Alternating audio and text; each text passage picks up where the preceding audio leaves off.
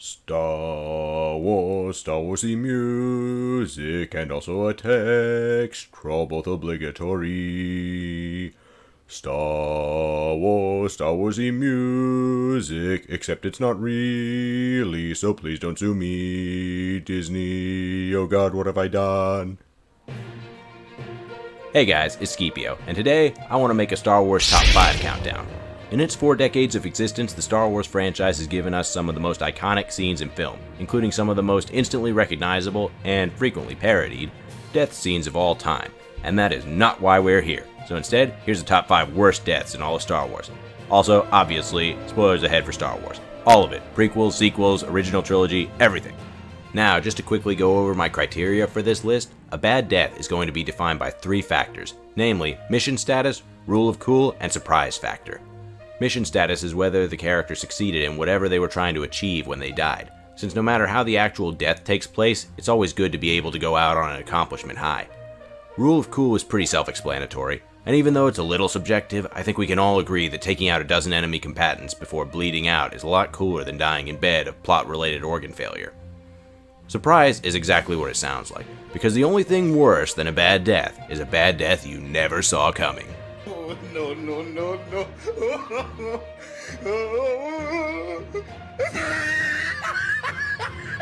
Also, only major characters will be considered for the list, so no droids, stormtroopers, or other extras. Now, onto the list. Number 5. Master Yoda. Honestly, not too much to say about this one. It's pretty much a textbook death in bed. In his defense, Yoda clearly seems to have seen this coming, but it totally fails Rule of Cool for obvious reasons. And while he did manage to mostly train Luke, the greater mission to defeat the Empire and restore the Republic is nowhere near over when he dies, so he gets a below average score for mission status as well. Granted, there's some limits to what they could actually show Yoda doing in the early 80s, but it's still very lackluster for the death of such a beloved character, especially after seeing what he's capable of in the prequel trilogy. At least he gets a chance to see things wrap up as a Force ghost. Number 4. Emperor Sheev Palpatine. What can I say? For as big of a threat as he's made out to be in the series, the Emperor doesn't get a lot of screen time before he dies, and when he does, it takes him totally by surprise. And of course, dying counts as the ultimate failure for his mission. Or does it? In the sequel trilogy, it's revealed that the Emperor is still alive on the hidden planet of Exegol, and thus technically he didn't die. Or maybe he did die and was brought back, or his Force ghost is inhabiting a clone now. Honestly, it's not very clear how he survived/came back. And for the purposes of this list, it doesn't really matter. In his second outing, he still doesn't see his demise coming, and still fails with his death. So whether you consider him dead in Return of the Jedi or Rise of Skywalker, he still deserves his place in 4th. At least he manages some pretty high marks on Rule of Cool for both deaths. I mean, who doesn't love lightning and explosions? And more explosions! Number 3. Han Solo. God, what's it been? 5 years since The Force Awakens, and somehow this one still hurts. Up until this point, we've been dealing with respectable deaths that just weren't quite on the level with the rest of the series. But this one legitimately grinds my gears. You know what really grinds my gears?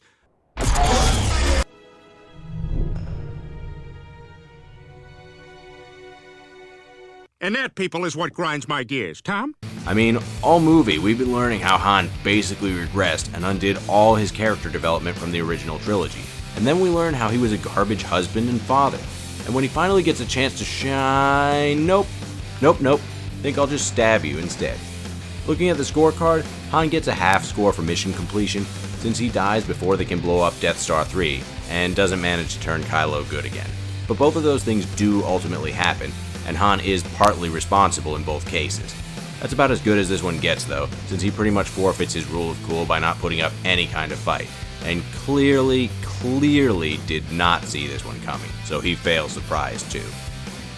Overall, it's just a really disappointing end to an iconic character, and one that really did not make for a fun final outing. Han deserved better. Number 2. Padme Amidala. Finally, we get to the prequels. Honestly, it's an odd thing to say, But even though a lot of people die in the prequels, they're mostly bit parts, and the few that aren't usually get pretty decent send-offs, like Qui-Gon or Dooku.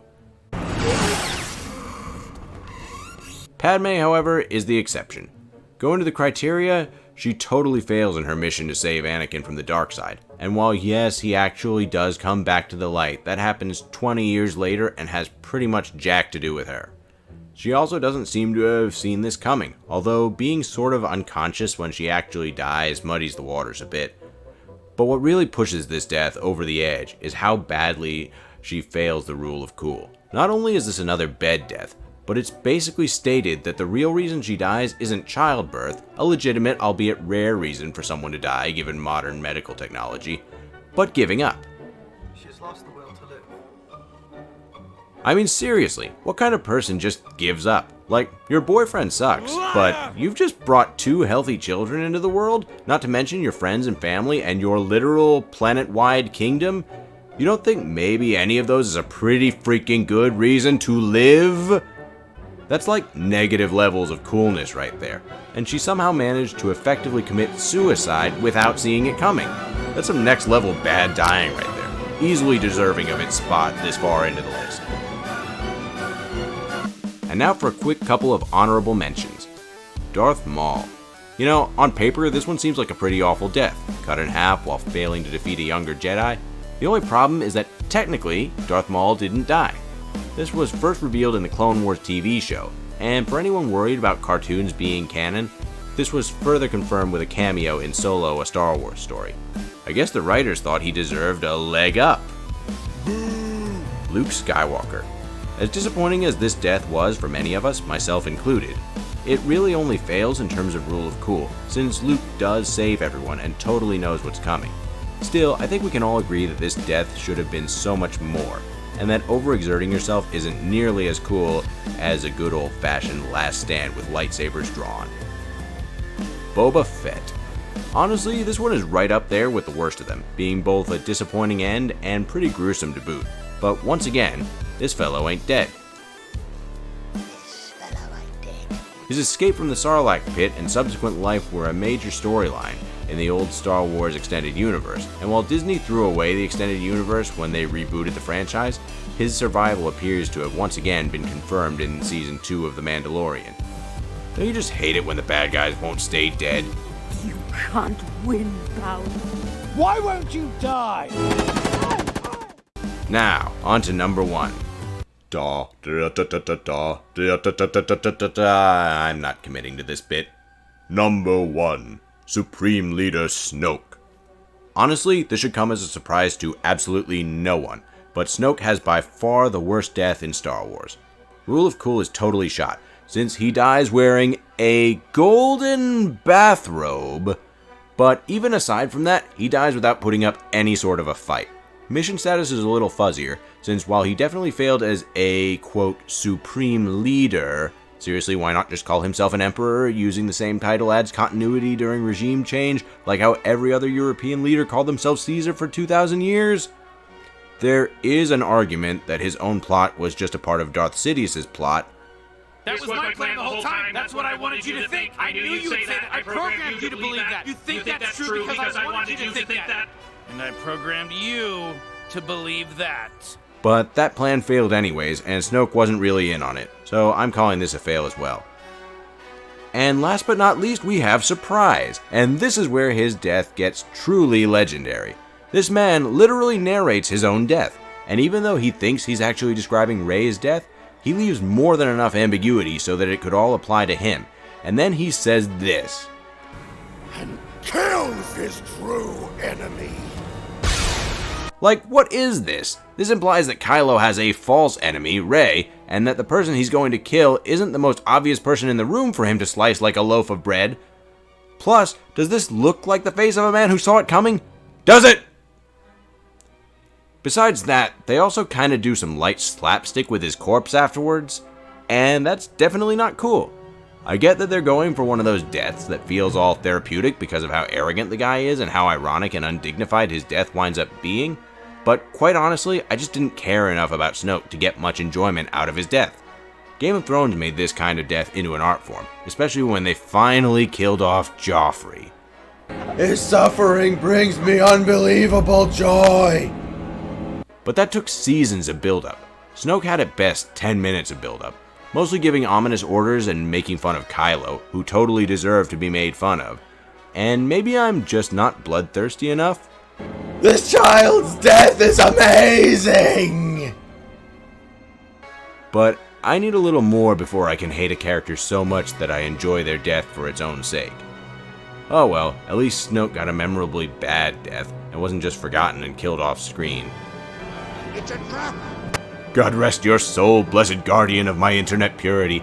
May the Force be with you, Akbar! Wow, I actually made 2 videos. Thanks for watching, guys. If you made it this far, you probably liked the video. Or maybe you just want to comment that I should have mentioned Mace Windu. Either way, why not consider hitting the like and subscribe, and sending this to any friends you have who might get a kick out of it. Also, if you have any suggestions for future videos, you can leave them in the comments section below. I'm trying to keep my channel's momentum up, and any cool script ideas would be a big help. Peace!